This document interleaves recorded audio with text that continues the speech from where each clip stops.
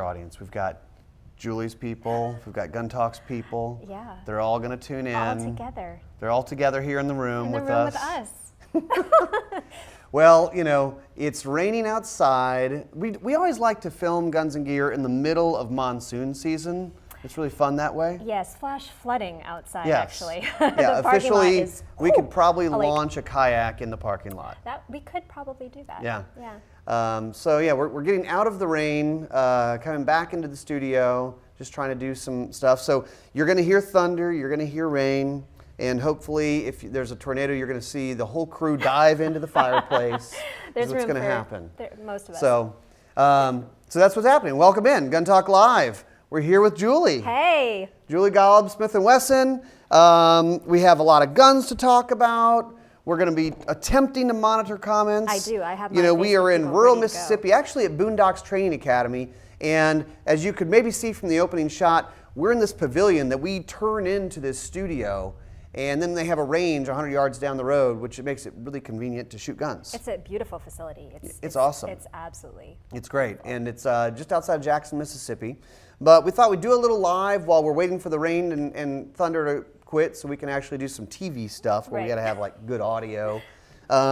Julie, you have a lot of different Smith & Wesson guns here. We have quite a few. And these are mostly all new. Mostly, yes. So tell us what we have. I don't know where to start. We have everything from small caliber, 380, 40. We have a 10 millimeter or two, revolvers, striker fire guns, everything. A little bit of everything. So, you know, if you have comments or questions, please do chime in. We're going to attempt to monitor them and answer. You know, if you have anything interesting to say, let's say it.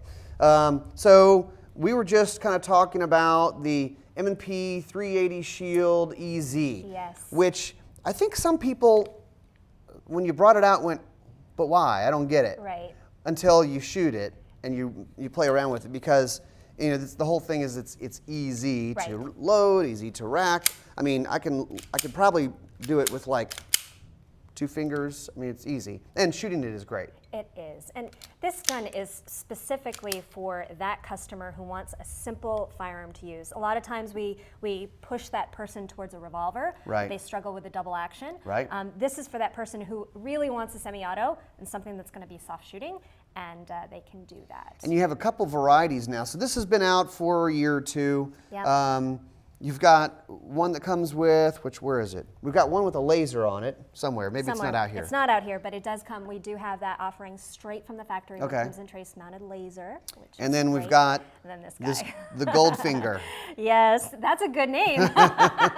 This looks like a custom gun. It really does, because it has all of those little accents and features, but it is the same 380 Shield EZ platform, but you also have a little bit bigger grip safety here, a flat face trigger, and some porting.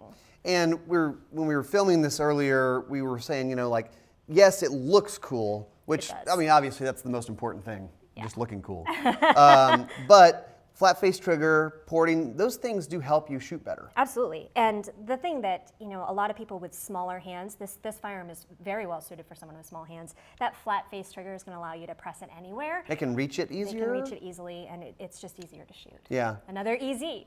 Easy. Yeah, I mean, and I've said for a while, I'm kind of a fan of a 380 that's not a tiny gun. Right. Because it's generally easier to shoot, and you guys took it kind of the next level to make everything about it easy. Well, you mentioned why. Well, this is why. There's nothing really like it in the market. So I feel like we've hit it out of the park. And this, it shoots so soft. Yeah. This will be the firearm I transition my young girls to center fire with. So another thing that's important about what makes this work is maybe 15, 20 years ago, 380 ACP ammo was not very good. It was anemic. It was like, but now you've got better projectiles, better loads. Yes. I mean, you've seen it. I mean, you've done some ballistic testing and seen it in action. It's incredible what we've been able to do with it, but there's also a lot more practice ammo available. So you can get ammo to practice. You have ammo that you can use for personal or home defense, and it's suitable. Yeah, I mean, you know, I think what we've seen in our ballistics testing, gel and water, you know, apples to apples loads, if you're looking at a 9 versus a 380, I mean, a 9 might be in the, you know, 12 inches of penetration, and the 380 might be like 11, Right. 10 and a half. Right. It's just not a big difference. You know, it's in the beginning of CCW, it was all about the 45 Yeah, and how big, much we go can big. carry and all of that. But with the advances in ammunition and platforms like this, it's just making the CCW market just accessible for so many more people. Yeah, and you know, we like to argue about calibers. I do too. But you know, the secret is if you actually just hit the target in the right place, that's like more important than whether it was a 45 or a 380. Absolutely. It's 345s that go over their head. not so effective. No. No. It's not great. Nothing wrong with 45 though. But now that we've just said it doesn't matter, let's talk about big calibers. Yes. What do we have here? This is The model 610. 610. The introduction. There's a 10 of in that. there. What does that Yes, mean? 10 millimeter. It's pretty awesome. And we have 2 different versions. People are excited about the 10. Now this, we were just talking about it, you can shoot 40 Yes. Smith & Wesson. Yes. So it's kind of like, you know, for those who know the whole 38 Special, 357 Magnum, you can shoot 40s in here, real pleasure to shoot. Right. But if you want to go full bore, so to Right. speak. These are even suitable for competition in USPSA practical shooting. Are they? Yeah. We have 2 different caliber divisions in Revolver, and one is major, which you're limited to 6 rounds. Right. And then you can shoot minor with 8 rounds. So this is another option if you have a lot of 40. And That's you an wanna interesting shoot, idea. And you want to shoot major. Because I know you competition shooters like to game it. You competition shooters. Yeah, you guys like to game it. And you're like, sweet, I'm going to get a big old heavy revolver and I'm going to shoot 40 in it and it's not going to move. No. Right? No, especially with a 6.5 inch. Yeah, okay, so yeah, you've got the big dog. Yeah. The big dog here. And also, this would be pretty cool for handgun hunting. Yeah. Yeah. I mean, you can take down a deer if you need to with 40 or 10 millimeter. It's certainly suitable if you're, you know, in the West where you have mountain lions, bear, wolves. 4-legged critter protection. The thing about, and I know most of you guys know this, but Smith & Wesson knows a thing or two about revolvers. So this is a really, really dry, unloaded gun. But it's all about the trigger for me. And the single action trigger is just, I think the technical term for that is redonkulous. That's what they say in the TAC magazines. Yeah. So what else do we have? You know, I'm interested about this Shield Performance Center 4-inch gun. Right. This is cool. This is pretty neat. This is our first ever 4-inch shield. So it's exclusive to the Performance Center at this time. And we have different varieties. We have the standard no porting, no optic 4-inch gun that is really ideal for someone who wants that longer slide, longer barrel. Yeah.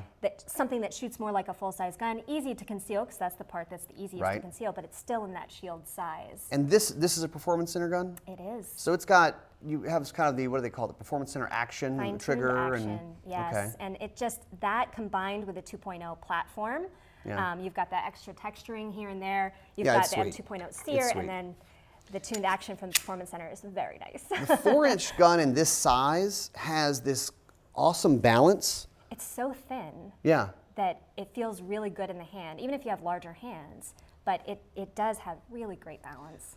So speaking of thin, with this gun, somehow you guys have put a red dot on it.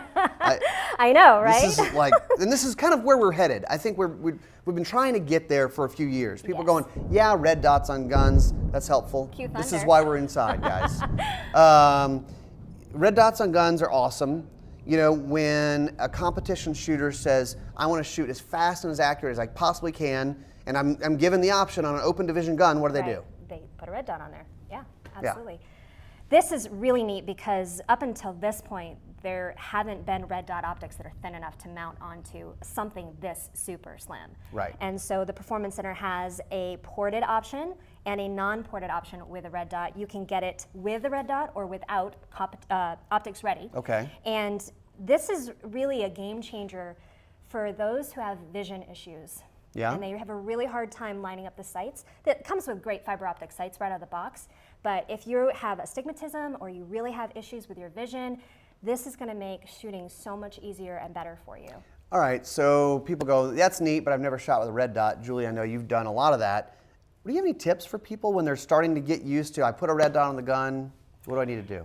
It's like this great window, and you're like, where is the dot in Yeah, that you're thing? going like this. My tip is always look for the front sight, because the second you see the front sight, you're going to pick up the dot. The red dot's going to kind of fall in there. But a lot of people talk about co-witnessing. Yeah. They want the ability to use the red dot as a front sight. Right. I don't do that. Once you get There's a this thing debate about zeroed- the whole yeah, co-witnessing there is. thing. It's great to be able to co-witness if you need to. Right. But if you want to shoot as fast and accurately as possible, once that dot is zeroed, just shoot. So what do the open shooters do? They don't worry about co-witnessing? Oh no, because Okay. it's still lining up sights. Yeah. It's still that alignment factor. Yeah, If I see the actually dot where I that want- defeats the purpose Exactly. of the red dot. Right. You know, what else can a red dot do for someone as a shooter? You know, it eliminates the alignment altogether. Yeah. So again, zero it, pinpoint accuracy where you want it, point of aim, point of impact, and then you're going to be able to see your movement, your arc of movement on target. So if you really want to work on that accuracy, a red dot's going to help you see how you move and engage the trigger smoothly while the dot just kind of bounces around the center of the target. So you can learn how to shoot much more accurately. So we say with iron sights, focus on the front sight, hard focus on the front sight. Is that true for the red dot? Do you focus on the dot, or are you able to kind of focus on the target, or is there some? The beauty of the red dot is you can do both. Yeah. So when I shoot, if it's a really close target, I shoot through the dot. So I just It's superimpose there, it. but right. But okay. if I need to shoot at a target at 50 yards, I'm looking at the dot, exactly where it Hard is on the focus target. on the dot. Exactly. So it depends on the Okay. target and the situation. Yeah. But for CCW especially, we've talked about, you know, are you going to be able to see the sights in Sure. in a situation? Well, you're going to be able to find the dot. Yeah, and in those defensive scenarios, you know, on our first-person defender show and other kind of tests we've done, people look at the bad guy. Yeah. You know, it's really hard unless you have millions of rounds of shooting. Even then, it's really hard it's to different. go front sight. No, you're going, oh, bad guy. You know. No, and it's even easy to do in competition. Yeah. You know, you just get so sucked into looking at targets. Yeah. That 15-yard target pops up, and all of a sudden you've got a miss on there because you weren't paying attention to sights. Do you ever have that internal dialogue where you're like, Julie, look at the front sight? Usually it's after it's all said and done on a stage, but. Then you can reflect back and go, I don't know if I saw the front sight on a few of those right. shots. But I do go through a competition drill in my head, thinking of all the things: grip, sight alignment, whatever, front sight before the buzzer goes. So hopefully front sight. Yeah. You know, memory is always interesting when the buzzer goes. What's our tan guy here?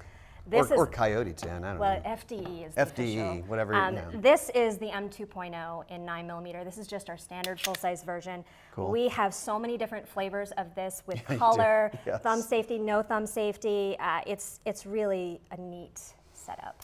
All right, I know you guys have been talking about it for a long time, but there are always people who don't know.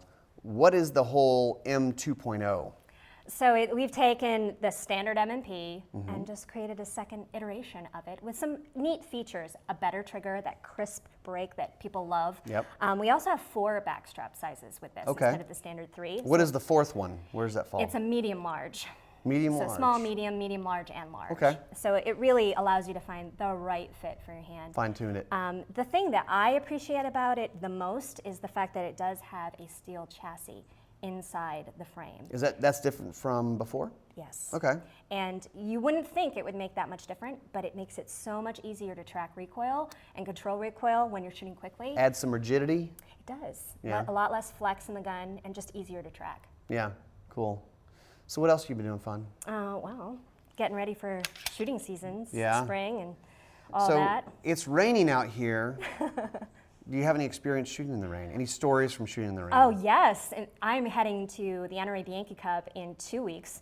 And I remember vividly one year we were shooting in very similar conditions, and my scope literally filled up with water as I'm standing there in the position. You're waiting to go. Yep, and ready, and the buzzer goes on the plates, and it's just like splash. Really? It was crazy. So you draw and there's like water pouring There's out water of the everywhere. scope? Yeah, And nobody was dry that year. you can still see the dot? I saw a couple of dots. Oh, a few dots. Because Fun. of just the way Yeah. it worked out, but yeah, that's. Pick the biggest, brightest dot and use that one? Yeah, you try. So people will use towels. I've like converted this little cup lid thing to keep on that I attach to my belt so that when I draw it falls Yep. off. And Yeah. yeah, that's ultimate in gaming.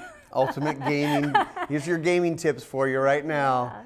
Yeah, you know, it's funny. We talk about shooting with wet hands. I mean, Yeah. extra texture is a good Huge. thing. Yes. I mean, I like a pretty aggressive texture.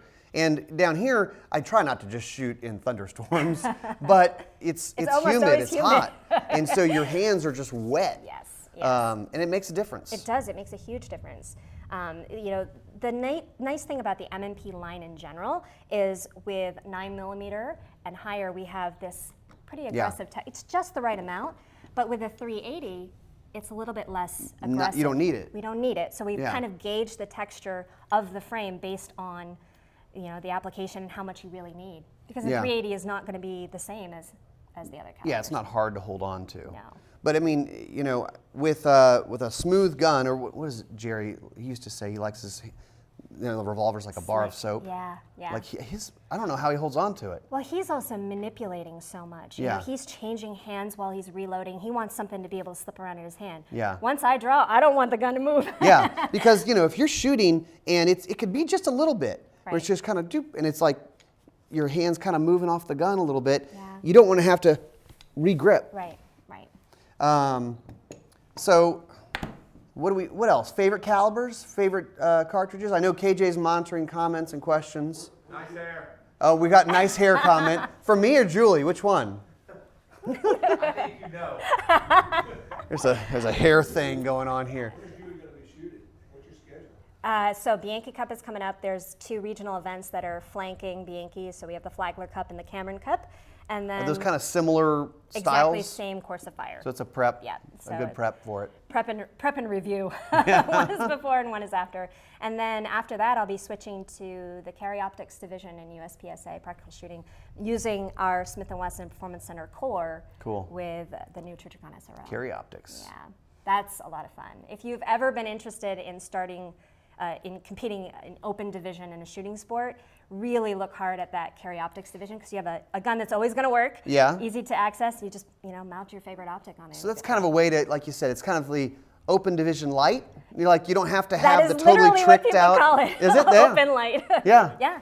But you don't have to worry Because about I'm intimidated by the open guns. I'm like, I bet that's awesome. I don't even. You have a handle on the side, and you've got like, what in the heck's and going you have on? to shoot very specific ammunition. You know, the Yeah. chances of it not functioning in conditions like this Yeah. increase. So having a striker fire gun like the tried and true M&P core with that optic on there, it's a fun combination. Yeah, the optics, the open guns to me are like, I don't know, like Total Recall guns. They're like, I don't know what movie I'm watching Yeah, right now. I know. But they shoot. I mean, what is so hard about Bianchi? Because all the competitors are like, Bianchi is this weird, hard competition because it asks you to do a lot of things. Yes. You know, I look at Bianchi as a different course of fire than everything else I shoot because I very rarely shoot the same thing twice in other competitions. Maybe in Steel Challenge, obviously you have the set fixed course of fire, but you have a throwaway run and you can push your speed. Bianchi is 4 stages and you don't get any alibis. If it doesn't go just the way you want it to, it goes south pretty quick. And there's an X-ring and it's fixed. I was going to say, and to win it, you got to be not have very many things out of the X-ring, right? Exactly. I mean, I think the current world record is there's 192 rounds, so 1920 with I believe it's 188 or 186 X's. 192 shots. Shots. And 188 of them were in the X. Yes. Lord have mercy. Hey, how's that trigger on that performance shield? Performance center shield? Performance Center Shield. Which Oh, it's nice. How does it compare to an aftermarket trigger? I mean, is there Yeah. a big giant difference there? It's upgraded from the regular shield, yes, right? It is a Because I tuned noticed it when I action. picked it up. Yes. I was like, wait a minute, is this different? Ryan, what was the question? Oh, the question is, I'm sorry, repeat the question, sir. Stan is asking. Stan says, what's the difference in the trigger on the Performance Center Shield versus aftermarket or versus a standard shield? It's in the fine details of it. Yeah. So someone who's new to shooting is probably going to pick up both and not really tell the difference. Sure. But if you are, a shooter, you're going to feel that it's just crisper. It's just got a little bit of the roughness taken out. It has a really positive reset. that is really desired in striker fire. It's our whole goal with striker fired guns is to make them feel like 1911s, you know, at the end of the day. And so anything that you can do to make that hinged trigger with that tension feel crisper is better. And it's funny because I remember when the original M&P came out, I'm looking at it, and sometimes I can get wrapped up in the stats and specs and numbers of things, and I'm like, okay, wait, it's not any different in size than a 1911, you know, width and, Grip angle but it, and you know, everything, yep. there are a lot of similarities, but it's lighter, it holds more ammo. Yeah. You know, it ruins it for the people who love 1911s because you start going, but I love my 1911s, but I don't really need one with what you guys are able to do with striker fire guns now. It's so far advanced than what it was, you know, 10, 15 years ago. Yeah. And the fact that we have so many different variations. This is the full-size M&P M2.0. Here we have a compact version, a 4-inch version. We have a 3.6-inch version. So between the Shield lineup with, you know, our new 4-inch performance centers and the standard Shield size, there's something for everybody in there. It's not just one caliber, one plastic gun out there. Right. Yeah. Oh yeah. So you know, what guns are you guys excited about? What questions do you have? Josh is asking, when is the full size going to be optics ready? Oh, when is the full size M&P? Full size M&P. We had the core. We do have the core. That is not currently what we offer in the 2.0 lineup. Okay. So it's one of those things that's not here. I can't wait He for it to picks out the happen. one thing. There's like There's one 100 thing. different models, right? But everybody's very excited about it. An M&P 2.0, but optics ready is what Optics we're ready. waiting. Yes. So you're combining that steel chassis with an optics ready M&P. There's a lot of excitement about that. So it's probably, you know, if enough of you ask, probably it's on the way at some point, I imagine. I'll keep asking for you. Yeah. She can't say. I don't know. So. If you were to launch a hair care product for the gun-centric guy, what would your lineup be named? This is Oh, good. all right. This is a good This one. is a question for me. He's pretending to read it. It's not a question from a viewer. So if you were to launch a hair care line of products for the gun folks, it's like Black Rifle Coffee, Exactly. but for hair, for like this kind of stuff here. Oh my goodness. We could really work on this. This could take a while. You know, this is, what's that? Blowback. Blowbacks. There you Blowback, obviously, that's a contender. go. Yeah. Something to thinking about, like, you know, pomade and wax and, you know, gun cleaning, kind of the gun oil. Right. Because you have beard Hair oil lube. and- yeah. Hair lube, maybe? No? Is that weird? I don't know. When is the 10 millimeter M&P coming out? Another one we were talking about. Another one. When's the 10 millimeter M&P coming out? My 10 millimeter people, I know and love you, and I will keep asking, I promise. There's like, I don't know, there's like 98 10 millimeter people out there, and they are the most vocal people on the internet. All right, guys, sound off. Are there more than 98 of you out there? Right. I mean, I know it's fun, but like the gun companies go, yeah, but we look at how many numbers, right? Like they look at it. How many are we selling for 10, or how many other people are selling for 10? And let's face it, 10 millimeter is a stout cartridge. Oh, yeah. And that's why we have it in heavy duty revolvers. And so there's a lot of R&D that goes along with that. Anytime you add that kind of power into a platform. For the gun to hold up to it. So. And ammo.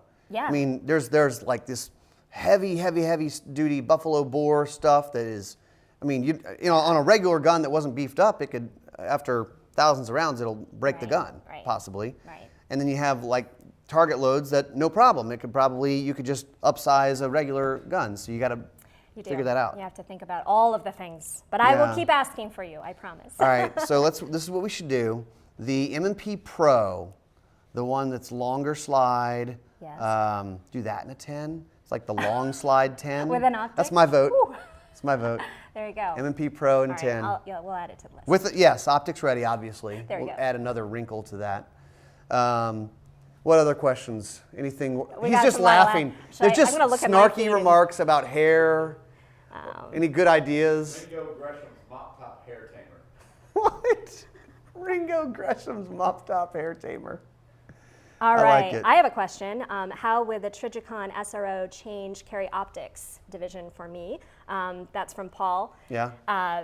advancements in red dots, the combinations of the firearm working and what we're able to do with reliability. I've usually run the RMR in competition, Right. but the new SRO has just a little bit of bigger window. Bigger window. And so for a CCW option, having a smaller window is valuable because Right. it's easier to conceal. But we're seeing the combination of the old-fashioned tube optics, red dot Right. optics, with the super small, streamlined optics. Now we're getting a little bit in between, and that's what the SRO does. So I'm super excited to do So it's the RMR but sized up, bigger window. Sized up, and it also has a tubular effect. So Okay. it makes it easier. With an optic like this, you have a flat window. Yeah. So you're finding the dot can be a little bit of a challenge. You got to look for that front sight.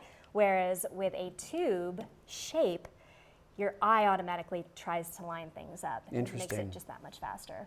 Well, and when competitors started using red dots, they were the tube optics Right. back in the day. Right. With big heavy mounts and mounted to the frame, or Yeah, the red dots technology. I mean, how has that changed? it's evolved. Incredible evolution. Yeah. I remember the first red dot I put on a competition gun back in the 90s was like, let's hope it works. Right. And that was not slide mounted. And Yeah. then the second we started mounting optics to slides, that you want to test robust reliability, put an optic on a 45 or 40 or even a Sure. 9mm, and you're gonna Yeah, see it's what on the life is. slide. Yeah. It's not like, an optic on a gun just sits Right, there. I mean, a right. rifle, sits there. Right. It's shaking on the slide. Is this year for 1920 at Bianchi? Oh, if you cross your fingers for me, I'll do Is it. this year for the 1920? 1920 is the perfect It's score at Bianchi. Jedi. And no woman has ever done it in the match. So I'll be working on it. I'll do my best. How's that? How has competition shooting changed since you got it? It's funny. Competition shooting has just evolved. So in the beginning, in practical shooting, it was all about defensive style. So you'd have short courses of fire that with a little practical flair. Maybe Right. you're at a restaurant and you have targets in front of you. But we've evolved from short courses of fire of 8, 12 rounds to there are some matches out there where I've shot a Safari-Land expedition match where we had a 47 round stage. I would lose the heck where I am If at that there's point. a lot going on. And so internationally, we kind of blend them both together. But the bottom line is we Americans, we like to shoot a lot of Shoot bullets. more. Yeah, And of so course. the sports have evolved to allow us to do that. And it's fun, but it's also, for those of us who haven't run a lot of stages, you go, okay, where am I going next? Right. Where are all these targets? Right. Just missing It's targets super altogether. easy to do. I did it that last match. I literally blew by a target because it was easy to do. Right, there's so many of them. There's so many of them, and you really have to have a choreographed plan. Yeah. Yeah. How do you keep that in your head of where you're going to go next? You just get used to it. You just Yeah. learn how to micromanage the moment. I Break it guess. down into sections kind of thing? Everything. I think about everything, where my feet are going to be, what I need to do, how Yeah. I need to present, what I need, the sights need to look like as they lift, and all that usually happens always under 30 seconds. Yeah. So, Yeah. yeah. It's fun. It's fun. Well, maybe the rain's going to lighten up here for us. I haven't heard any thunder lately. I don't know. It's, I guess we'll see. Are we still able to canoe outside there, KJ? Yep. Yep. We're good. We're good. We're going to launch We the could boats. Surf. Yeah. Yes. So, you can chime in with questions and comments. We'll try to monitor stuff even after we're off the air. I know Absolutely. Julie will. Yeah. She's good about that. And thanks for watching.